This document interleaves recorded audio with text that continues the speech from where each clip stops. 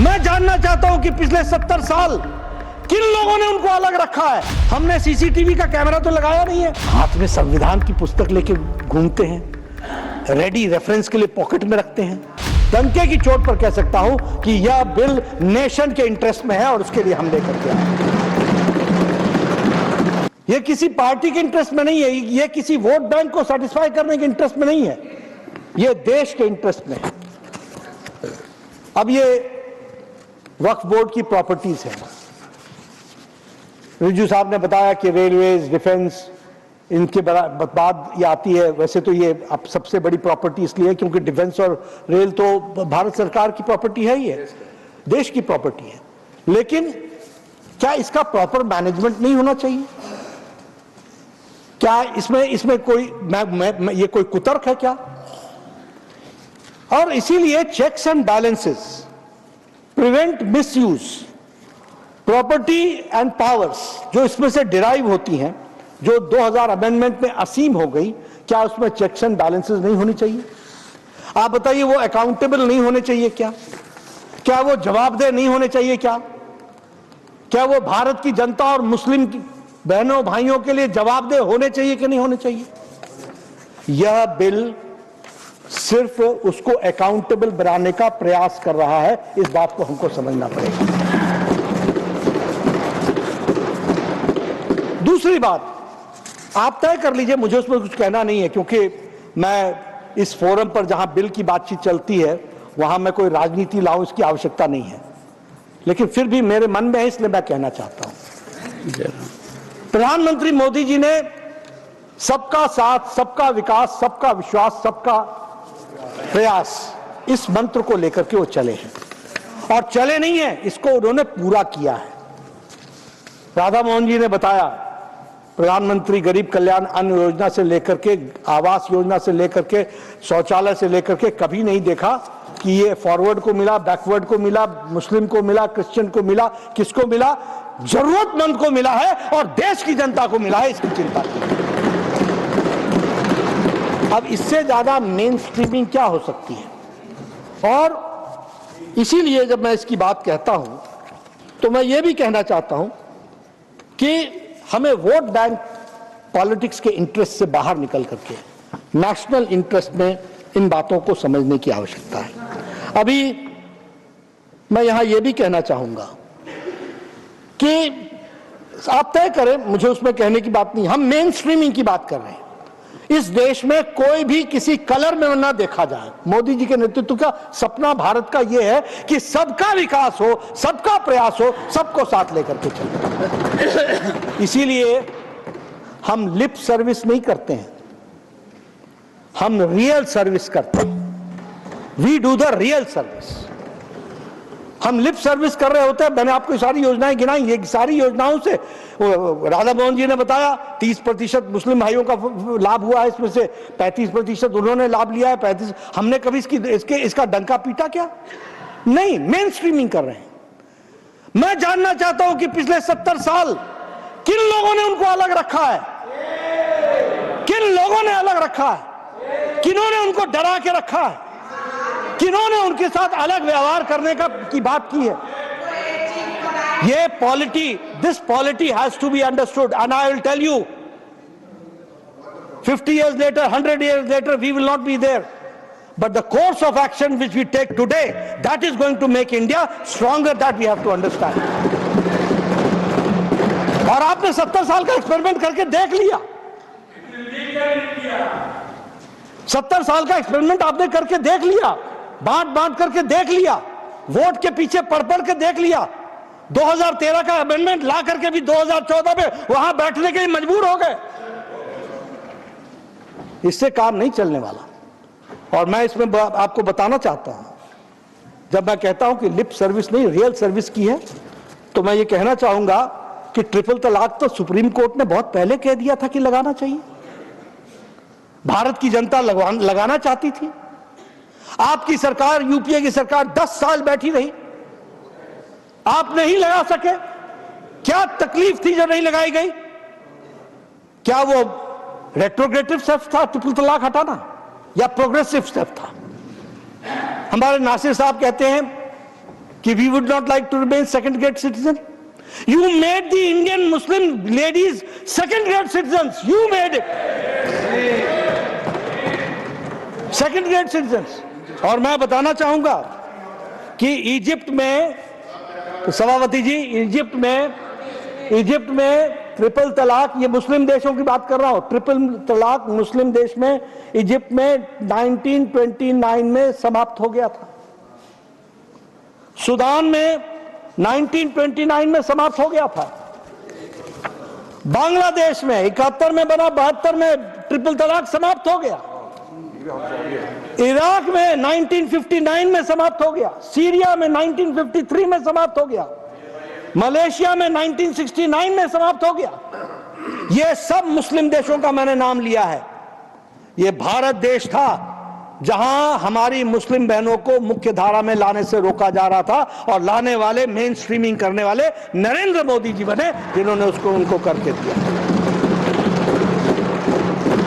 इसलिए जब हम इसकी चर्चा करते हैं तो हमें ध्यान रखना चाहिए, रियल सर्विस या lip service. We believe in real service. आज करोड़ों बहनें, मुस्लिम बहनें आज आजाद हो गई, उनको लाइफ विद डिग्निटी जीने का मौका मिल रहा है। किसने किया यह काम? क्या यह ऐतिहासिक फैसला नहीं है? Is it not an historical decision? It is an historical decision, and none other, it is prime minister Modi which has done this, that we have to understand. उसी तरीके से मैं बात करना चाहूंगा आज के बारे में। आज हम, ऐसा लग रहा है जैसे पता नहीं हमने वक्फ बोर्ड पर हाथ डाल दिया, ये तो बहुत गड़बड़ बात हो गई है, और ये एक तरीके से हमारे को कब्जे में लेने की बात है, और हम कोई बड़े रेट्रोग्रेड चल रहे हैं। मैं बताना चाहता हूं, टर्की मुस्लिम देश है सभापति जी, वहां 1924 में जनरल डायरेक्टोरेट ऑफ फाउंडेशंस बन करके मैनेजमेंट ऑफ वक्फ का काम शुरू हो गया था। It is A Muslim country, Turkey, 1924, और वहां पर टर्की में all waqf properties were brought under the control of the state for their better management and transparency. When did they do? In 1924. 100 साल पहले। They saw to it that the misuse of waqf properties was prevented through digital recording in late 80s, 90s, and income of waqfs began to be used for the development of education and health. ये किसने किया? Turkey ने। हम यहां कर रहे हैं, आप तो कर, यूपीए की सरकार को कर देना चाहिए था, क्यों नहीं किया? क्यों हमारा इंतजार कर रहे थे? मलेशिया मुस्लिम डोमिनेटेड स्टेट है। Malaysia authority of waqf management, वहां क्या बोलते हैं? State Islamic religious council, state चलाता है। और Malaysia began using modern technologies, financial models to improve the waqf management, उन्होंने भी शुरू कर दिया। वहां उन्होंने नई बात शुरू कर दी, Waqf shares. Waqf shares were implemented which increased the community participation. Reforms were made in Saudi Arabia in 2016 and the management of the waqfs, और वहां पर सऊदी वक्फ अथॉरिटी बनाई गई which was established, and new policies were implemented to make the waqf properties more economically beneficial. Economically कैसे beneficial हो सकते हैं, और the waqf income was used to empower the religious and educational and social services. ये Muslim देश जब वक्फ को सरकार कब्जे में लेकर के जब उसका मैनेजमेंट कर रही है तो कोई तकलीफ नहीं हो रही है। यहां तो हम भी नहीं कर रहे हैं, यहां तो वक्फ बोर्ड और वक्फ ट्रिब्यूनल और वक्फ काउंसिल ही चलाएगा। हम तो सिर्फ उनको नियम के अनुसार लाने का प्रयास कर रहे हैं ताकि वो अकाउंटेबल हो सके, उस तरीके का हम प्रयास करें। Indonesia again a Muslim dominated country. यहां Indonesia biggest, Indonesia Waqf board, जिसको वो बदान वक्फ इंडोनेशिया बोलते हैं, in 2004 Waqf act was amended incorporating modern practices and registration for the management of waqf properties, or the concept of cash waqf was implemented for maximizing the benefits derived from the waqf assets. यानी उन्होंने नए नए प्रयोग करने शुरू किए ताकि वक्फ की प्रॉपर्टी का ज्यादा से ज्यादा सदुपयोग हो सके और लोगों के लिए काम आ सके। ईरान में the management of waqf properties is under the organisation of endowments and charitable act affairs, ये भी सरकार के पास है। After 1979 Islamic Revolution, extensive reforms were made in the management of the Waqf properties.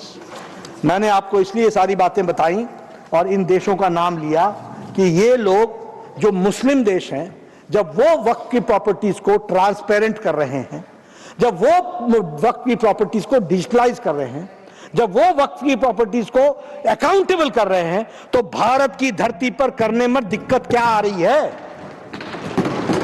और इसीलिए मैं इस बात को आपके सामने रखना चाहता हूं कि इसके माध्यम से हम लोगों ने कोशिश की है कि हम ज्यादा से ज्यादा मुस्लिम समुदाय का वक्फ की प्रॉपर्टी का उपयोग हो सके, उनकी शिक्षा का, उनके स्वास्थ्य का, और उनकी प्रॉपर्टी सही हाथों में रहे, इसकी चिंता की गई है।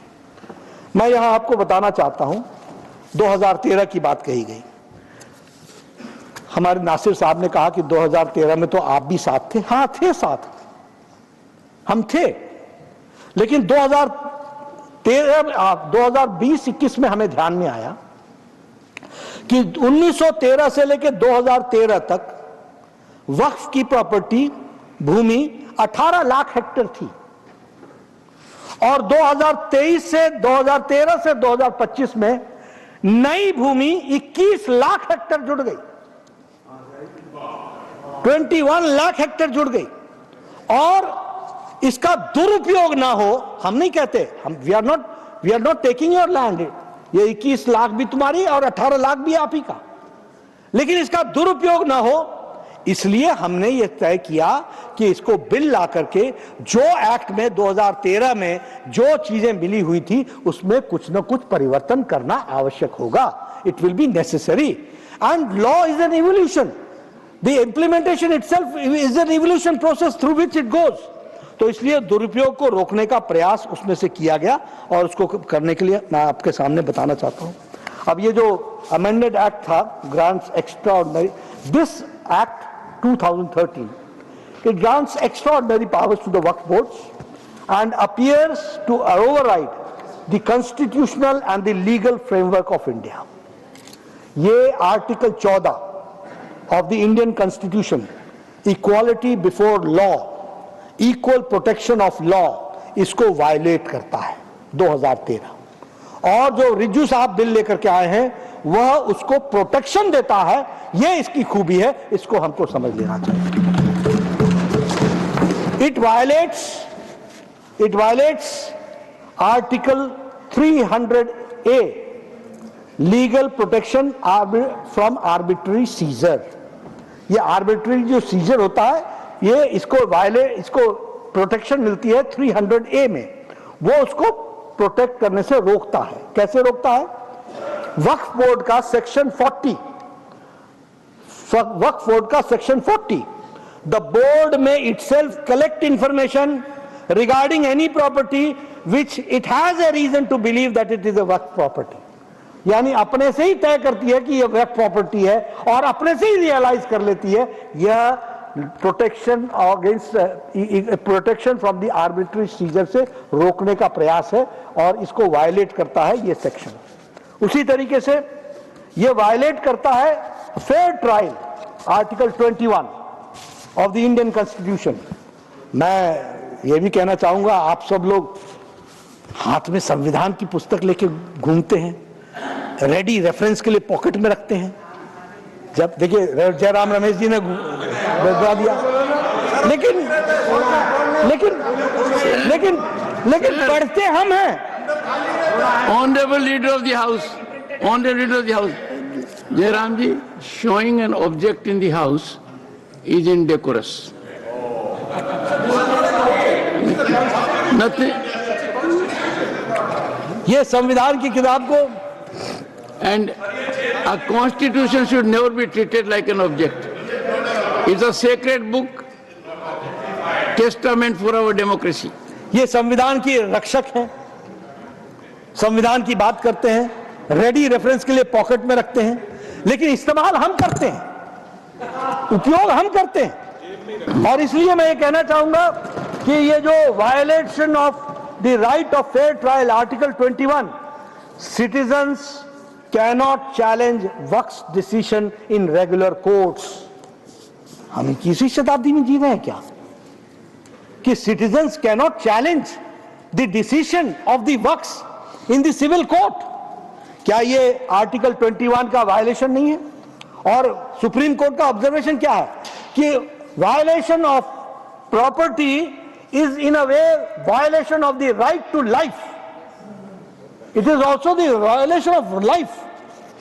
तो मैं आपको संविधान की दृष्टि से उन अनुच्छेदों के बारे में बता रहे हैं. It became more powerful than judiciary. Waqf board का section 54, removal of encroachment from the property through Waqf tribunal order, इसका ऑर्डर भी वक्फ ट्रिब्यूनल का ऑर्डर देगा. Waqf board section 6 and 7, it bars on the civil courts for there's no legal action is allowed. आप बताइए ये draconian law बन गया था कि नहीं बन गया था? ये ओवर पावरिंग था कि नहीं था? मैं तर्क कर रहा हूं, आपको कुतर्क लग रहा है? बताइए. मैं तर्क रख रहा हूं कि क्या ये ओवर रीचिंग नहीं था क्या? और ये ओवर रीचिंग संविधान के बेसिक स्पिरिट को चैलेंज करने वाला नहीं था क्या? नहीं है क्या? और इसीलिए इन सारे सेक्शंस को उसी तरीके से वक्फ बोर्ड का section 85, bar of the jurisdiction of the civil courts, Waqf board का section 83 bracket 7, finality of the decision as mentioned, the subsection declares the tribunal decision as the final and binding, having the force of the civil court decree. यानी civil court की power ये section 83.7 रखता है और उसकी final decision होगा बिना appeal के. और Waqf board section 83 bracket 9, the sub section explicitly states, अब ध्यान से सुनिएगा, the subsection explicitly states no appeal shall lie against any decision or order whether interim or otherwise given or made by the Waqf tribunal. Against the constitutional rights. क्या ये भारत के मूल संविधान, आप नासिर जी कॉन्स्टिट्यूशन के लाल किताब को खोल के देख लीजिएगा, वो संविधान के मूल धारा को को उल्लंघन करती है कि नहीं करती है? और ये आर्टिकल 12 के भी पावर्स को टेक ओवर कर रही है.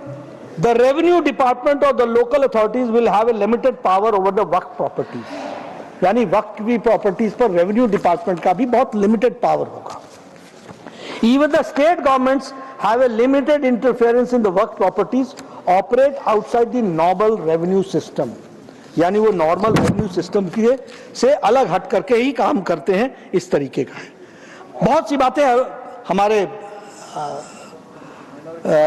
माइनॉरिटी मिनिस्टर किरण रिजिजू ने बताई हैं, लेकिन मैं मूल बात बताना चाहता हूं कि एक तो ये जो बिल आया है इसमें क्या है, ये वक्फ बाय यूजर, ये इसको रिमूव करता है. Waqf by user, only declaration of endowment allowed and the donors must be practising Muslims for at least 5 years. अब मैं कहना नहीं चाहता ये क्यों, इसके पीछे कोई मैं धार्मिक विषयों को छेड़ना नहीं चाहता, अनकंफर्टेबल बात नहीं कहना चाहता, लेकिन मैं इतना जरूर कहना चाहता हूं कि हां, जो देने वाला है वो जेन्युइन तो होना चाहिए ना. और उसकी जेन्युइननेस को देखने के लिए एक पैमाना ये है कि वो प्रैक्टिसिंग इस्लाम होना चाहिए. हमने सीसीटीवी का कैमरा तो लगाया नहीं है. वो बोलेगा कि हम इस्लाम मानते हैं, नमाज पढ़ते हैं, बहुत अच्छी बात है, वहां के मुल्ला बोलेंगे तो हो जाएगा. लेकिन फीमेल का इनहेरिटेंस को रोकना यह एक बहुत बड़ा रेट्रोग्रेटिव स्टेप था. उसको ताकत देना यह इस बिल का काम है. इसको हमको ध्यान में रखना चाहिए. मैं ये भी बताना चाहूंगा कि earlier anyone without any proper documents called on the property as the waqf property, waqf board made the claim on it. waqf board उस पर claim कर देता था. Government properties identified as waqf ceased to be, हाँ मैं सब authenticate करूँगा. Sir आप जो कह रहे हैं कि Please, आपको मौका मिलेगा।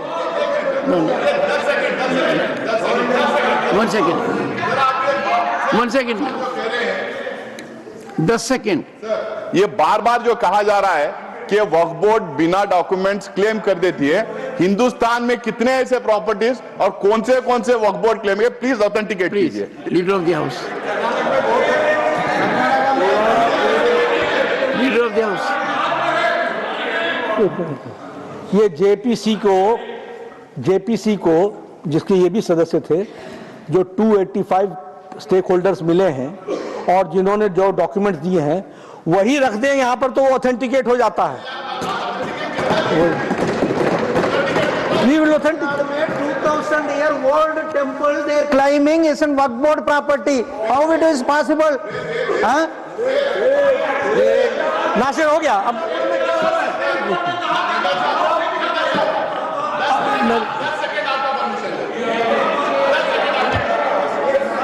सर Sorry, ये leader of the house has yielded. Sir सही है, यस yielded। सर ये तमिलनाडु वाला जो इशू बार बार जो आ रहा था, मैं मिस कर गया बोलने के टाइम पे, वो विलेज तमिलनाडु का का 20-30% वक्फ में था 1954 में। वक्फ जब मैं मुझे बोलने दीजिए। उसके बाद सर 2000 के बाद में 2000 के बाद में जब तमिलनाडु में डिजिटलाइजेशन ऑफ रेवेन्यू रिकॉर्ड्स हो रहा था, तो उस टाइम पे रेवेन्यू ऑफिशियल ने उसे गलत तरीके से एंट्री किया। वक्फ बोर्ड और ट्रिब्यूनल ने ऑन रिकॉर्ड कहा है कि वो वक्फ प्रॉपर्टी नहीं है, ऑन रिकॉर्ड कहा है। जेपीसी में चीफ सेक्रेटरी, रेवेन्यू सेक्रेटरी और डीसी आके बोला है कि वक्फ बोर्ड कभी क्लेम नहीं किया करके, ये झूठ फैला रहे। Leader of the house, sir, leader of the house, leader of the house, honourable finance minister. Sir, thank you very much, sir.